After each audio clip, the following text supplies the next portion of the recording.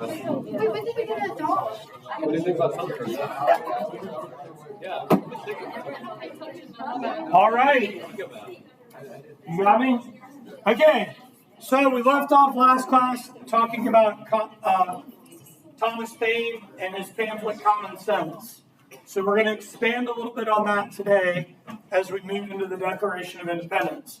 So Thomas Paine and the idea of republicanism.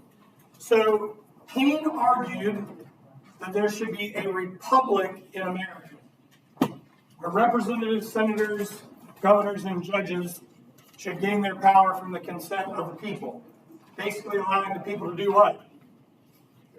Vote, right? Excellent. Choose their leaders by voting. He's going to interweave biblical imagery, which was very popular in the colonies because we're on the heels of the First Great Awakening. It's a little ironic because one of the things that Thomas Paine has to sort of, an issue that causes him a great deal of problems in America is the fact that he is not a Christian. He rejects the doctrine of the Trinity. He rejects Christianity. Does that mean he's an atheist? He is not. Has anyone ever heard of deist before, or deism? He is a deist. So this creates some issues, but he knows his audience. So, he pulls religion into his argument. Much of these ideas that Paine is laying out are not new ideas. Many of them have been expressed by John Locke in a very important piece of literature from the Enlightenment known as the Two Treatises of Government. That was published in 1689 at the end of the reign of James II and the rise of William and Mary and the Glorious what? Revolution. Very good. The Glorious Revolution. Well done. So Paine's ideas rejected the monarchy and the British Empire. He embraced the independent republic, which obviously was receptive because why would a lot of colonists wrap their arms around that?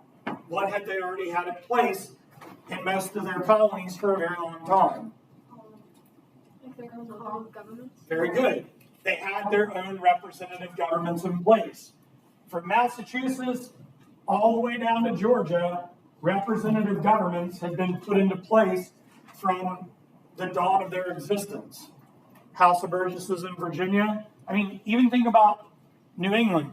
After the Pequot Wars, the New Englanders created the New England what? Confederation to bring themselves together. So these were not new things that were happening. Some patriots favored a republic ruled by a natural aristocracy. One of the big champions for the natural aristocracy was John Adams. John Adams came from pretty humble beginnings. First member of the family to go to college, studied law at Harvard.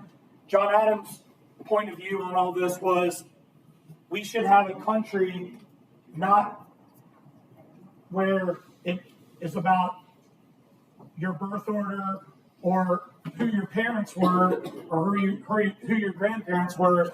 We should have a nation built on hard work and competition. Does this sound familiar? This is like the seedlings of what we would consider the American what? The American dream. Yeah? Cool. So, John Locke on the left, Two Treatises of Government. He will not publish this using his own name because this had, at the end of the rule of James II, he's challenging monarchical rule in this document. What could he have been arrested for? Treason, right? Excellent job. Okay. So, let's summarize the Two Treatises of Government.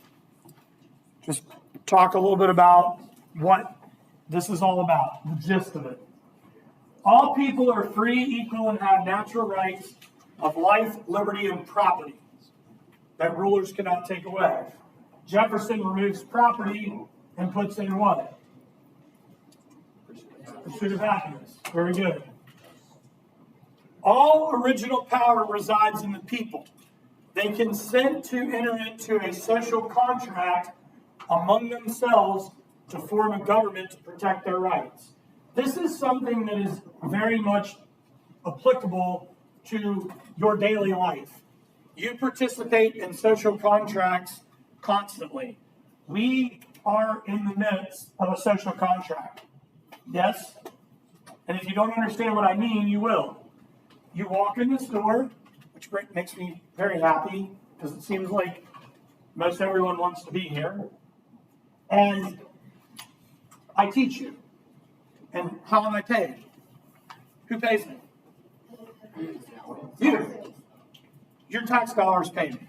That's how I make my money, right? What if you walked in the door and I said, hey, great news, we're doing nothing for the rest of the year. Enjoy your time. And some people are like, yeah, this is great.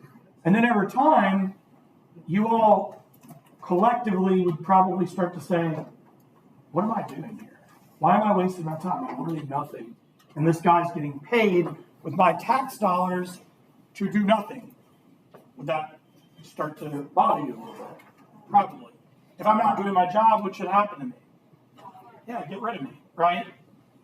It's over. I'm not doing my job. You see where I'm going with this? What we have is a social contract.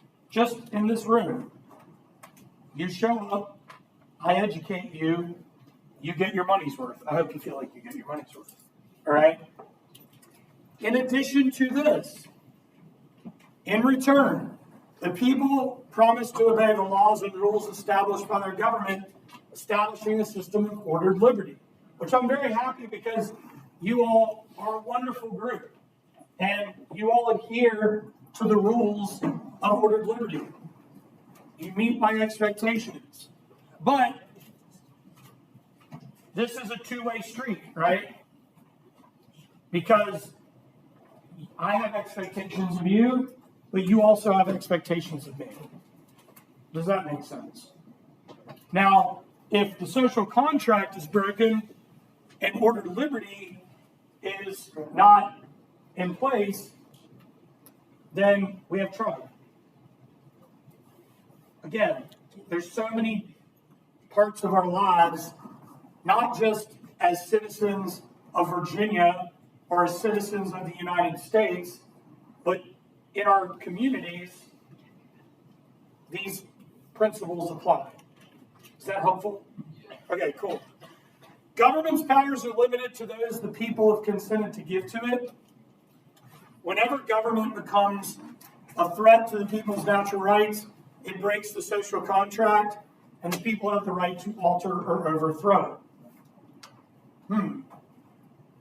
Now we're talking about revolution. Now, to prevent revolution, what we do is have what? Every 2 to 4 to 6 years. Elections. Okay? You're probably digging deep into your brain right now and thinking, I feel like I've heard the social contract before, but I don't remember it tied to Locke. If you don't remember it tied to Locke, then you'll most certainly remember it being tied to Thomas Hobbes. Hobbes comes up with the theory of the social contract following the English Civil War in a very important piece of Enlightenment literature known as Leviathan. And I want you all to understand, think of the social contract as this yardstick. Hobbes is over here on the social contract. Locke is over here.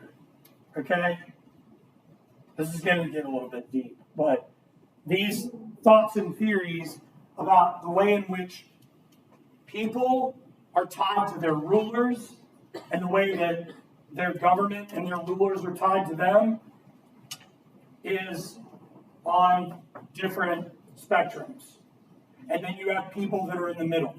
This will ultimately lead to the political theory that will become the foundation of our American political system. I'm going to come up for air. I got very deep on all that. I'm getting ahead of myself. This is where we're going when we get into lesson 7 and into lesson 8, when we talk about the formation of politics in America and the formation of political parties. But the roots are here, okay? So, Jefferson's explanation of independence. Okay, Jefferson is not the guy that proposes all this. It's another Virginian that comes up to propose this in the Second Continental Congress to have a clean break from England. His name is Richard Henry Lee. On June 7th, 1776, in the Second Continental Congress, Richard Henry Lee proposes that the Continental Congress draft a document forming a clean break from the crown. Initially, the guy that they were going to have write it was John Adams. But Adams, he got some political enemies, or at least rivals. He's a little opinionated, and he's not beloved by all.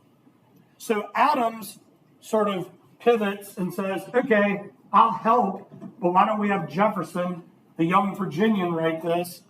This is yet again not just a move politically, but it's also yet again another move to pull Virginia into the story. All right?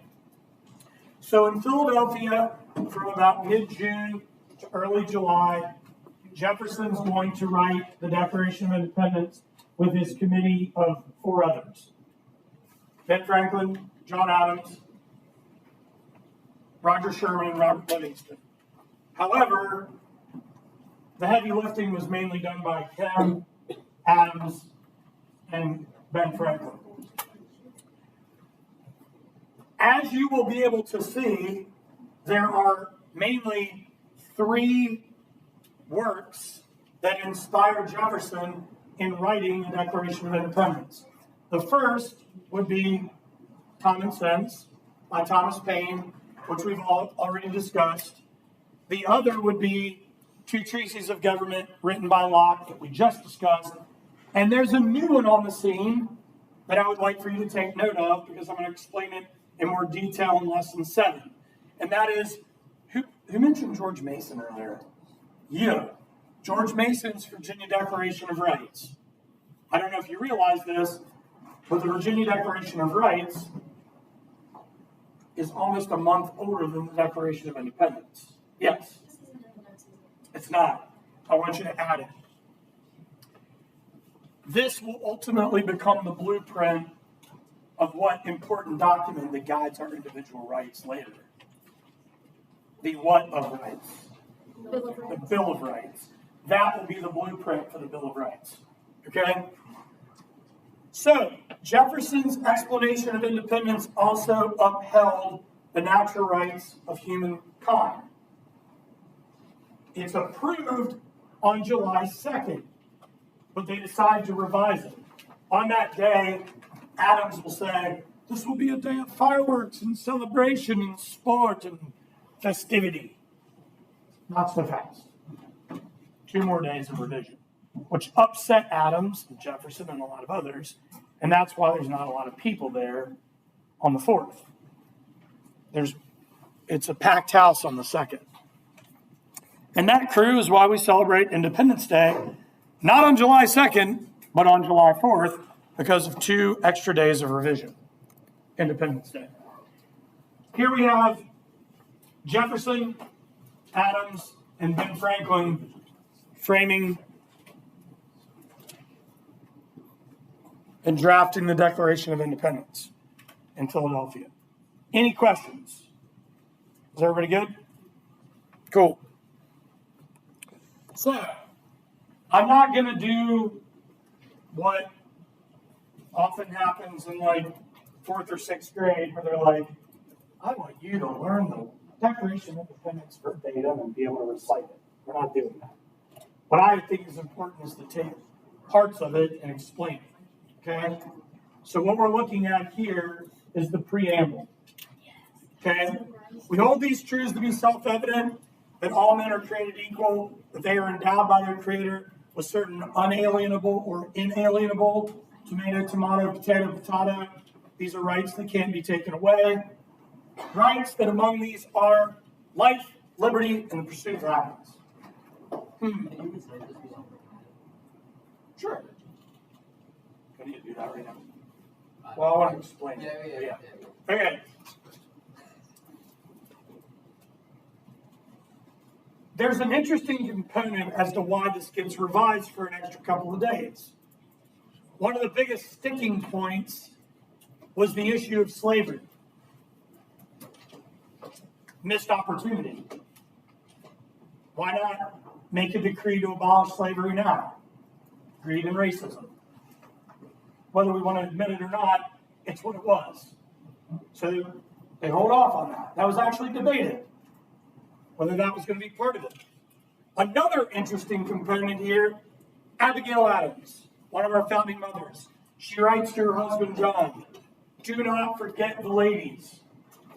Don't continue to put the ladies on the back burner. Another missed opportunity. The ladies are left out of this. These would be two of the greatest missed opportunities from the Revolutionary era, as well as the era of the Constitutional Convention. That's a big reason why, guys. Life, liberty, and pursuit of happiness. Property is left out on purpose because property is complicated. It's not the fact that there's plenty of land to go around. It's the fact that much of the property that exists in America at that time is human. Human cargo, human property. That to secure these rights, governments are instituted among men, deriving their just powers from the consent of the governed. That whenever any form of government becomes destructive of these ends, it is the right of the people to alter or abolish it and to institute new government. That is basically the gist of the two treatises of government reworded that came from Locke. Feels a little plagiarized. All right? Any questions about this? Is this a good explanation? I don't know if you guys have ever taken the time to break this down before. I think I've got a preamble memorized. All right. You do? I had to memorize the preamble. See, that's the thing. It's weird. They're like, memorize this. Explain it. Why memorize it? Explain it. Okay. So, this is the document. And these are the signatures. But again, like I said, they're kind of scattered because not everybody signed it at the same time. The document went into circulation. Grievances with King George III, borrowed from Thomas Paine and Common Sense. For quartering large bodies of armed troops among us, Quartering Act, and the large number of British troops in the colonies.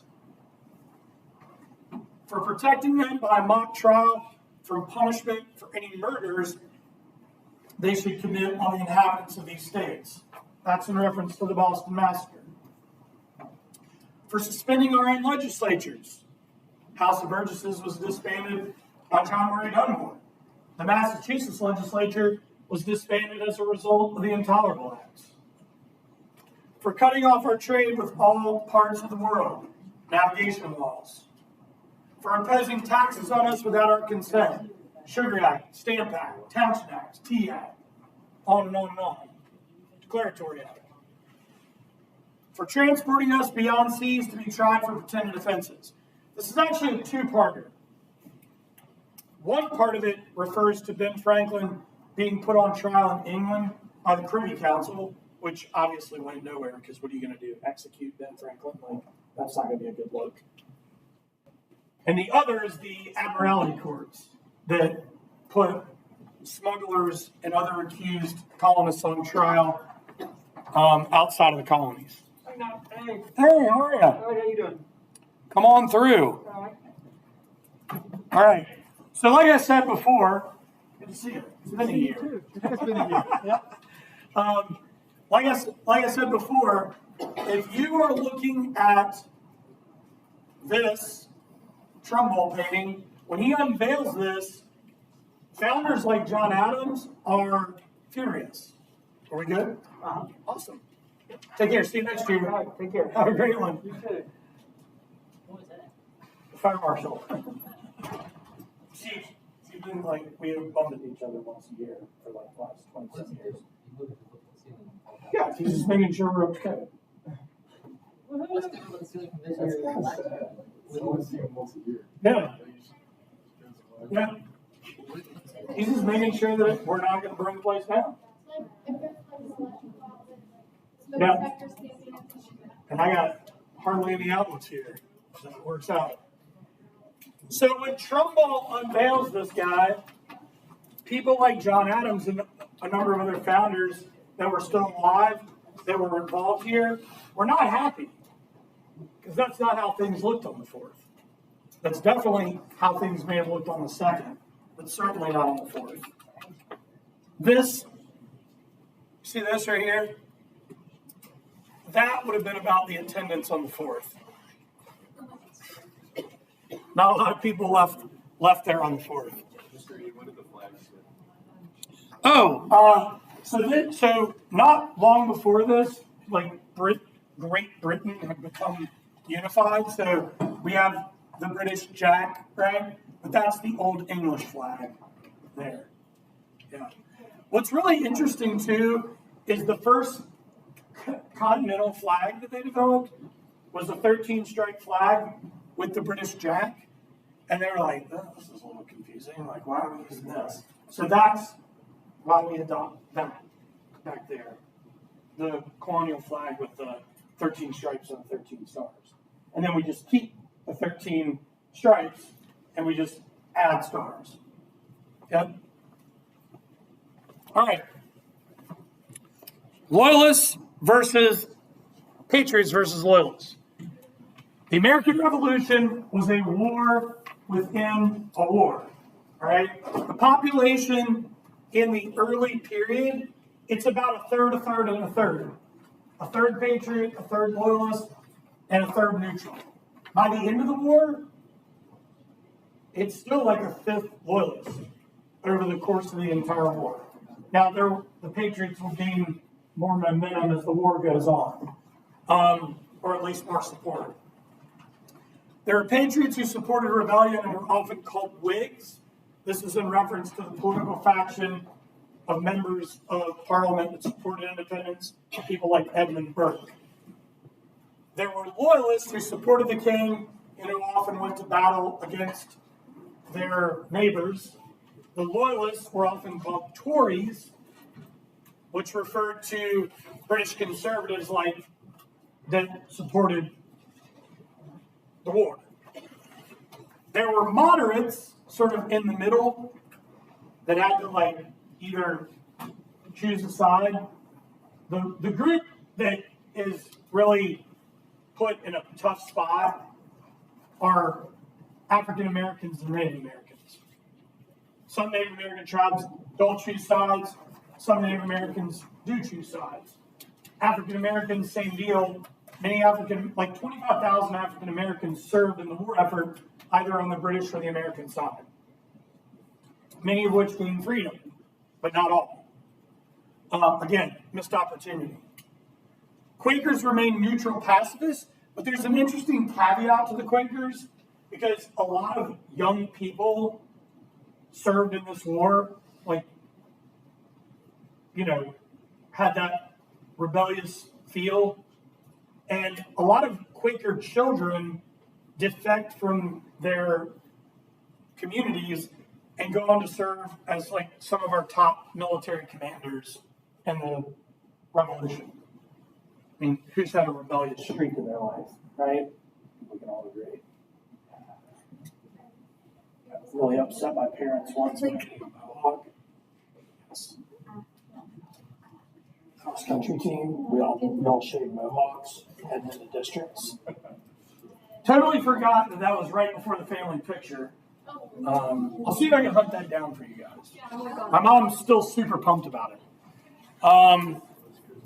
And then there are the profiteers. These people were hated by pretty much everybody.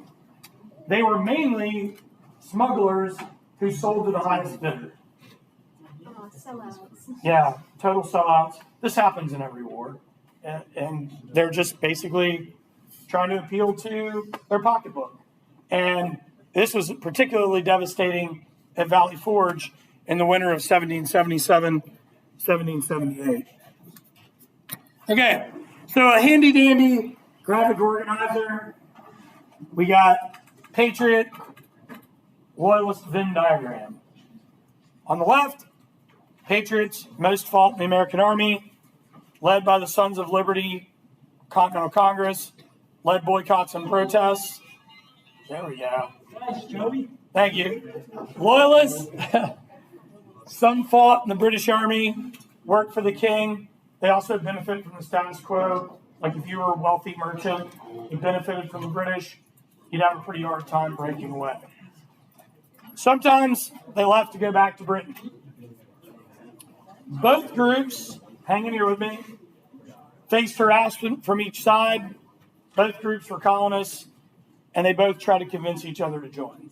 Now, I will say, as the war drags on, the Patriots will get more support. There'll be more that come over to the Patriot side because that number of loyalists starts at about a third and it ends the war at about a fifth of the population. But still, that's substantial. All right. That's where we pump the brakes today. You guys have any questions? Cool.